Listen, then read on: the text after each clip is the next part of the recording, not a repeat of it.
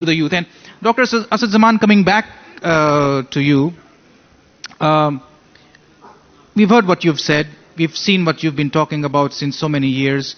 You've just mentioned, seen Azmi Umar mentioned the importance of youth, and it's very rightly so, because I feel that, I look at Islamic finance, for example, and I feel that even the 2020 model of Islamic finance is still over-reliant on the 70s mentality of Sharia scholars. It appears to me, as a simple student of Islamic finance, that we have created ourselves a huge vacuum where we were thoroughly unable to produce young scholars that could have taken the lead role in modeling the current modern Islamic finance. I'm using Islamic finance for an example, and this position can be made relevant to all the aspects that Islam has to offer, economy-wise, non-economy-wise, social, what you may have. So my worry is this the same burden that we are going to transfer to our younger generation? If the answer is yes, then we should end the session over here. But if the answer is no, then we have to make intentional effort to ensure that clarity of the systems of Madeena in a comprehensive way. Definition of a scholar is not that you specialize in only your subject, but you specialize in your subject from 7 or 8 different angles. You specialize in it from political way, mathematical way, scientific way, religious way, spiritual way, and 3 other ways as well. So I want to make sure from your expertise to let the audience know a policy statement. Is it that much a rocket science to implement the model of Madeena and understand it first? Or do we really have to do work that not only prepares the new generation in particular at a conscious as well as subconscious level, but their understanding then is used at a micro, then a macro level as well in a comprehensive 7 or 6 different angles package? Your take, sir.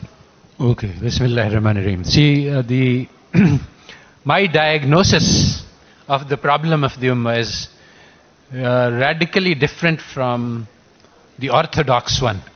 So I think that it is true that the Islam came as a stranger and it has become a stranger to the Muslims. So, and the reason for this is what I call the problem of the modern Mu'tazila. There was a time, the ancient Mu'tazila, when the Mu'tazila became so impressed with Greek philosophy that they declared, and this became the state religion, that the lessons of Greek philosophy are on par with Quran and Hadith. And so Allah Ta'ala protected us from this, and Imam Abu Hanifa took a position against this. And today we face exactly the same problem in a different form.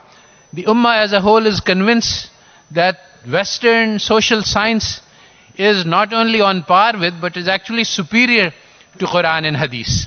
And this is a grave mistake. And one of the verses of couplets of Iqbal says that, Khira na kar saka mujhe jalwa-e danish-e farang, surma hai meri aankh ka khak-e Madina wa Najaf. So I think this is the main problem of the Ummah, that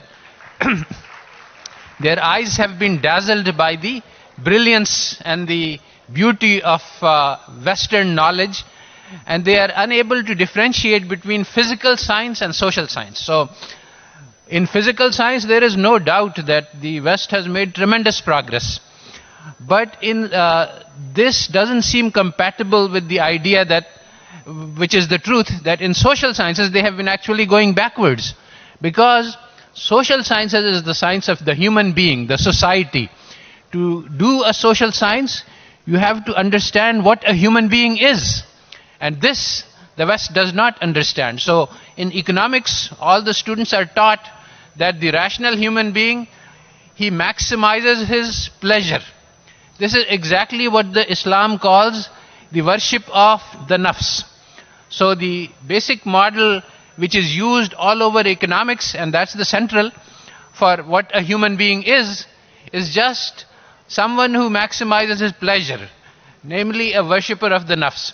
Now the tragedy is not that they are saying this, because in the West they don't understand that there is life after death. So they should be saying that, yes, maximize your pleasure because there is nothing you have. But the tragedy is that the Muslims do not understand this. The Muslims, because they are so awed and impressed by Western knowledge that they say that, okay, whatever Samuelson says, this is also in the Quran. And because we worship the Western knowledge, we cannot understand what is written in the Quran. We cannot understand what the message of the Quran is. We cannot follow it. And this is the greatest obstacle in our path. Thank you.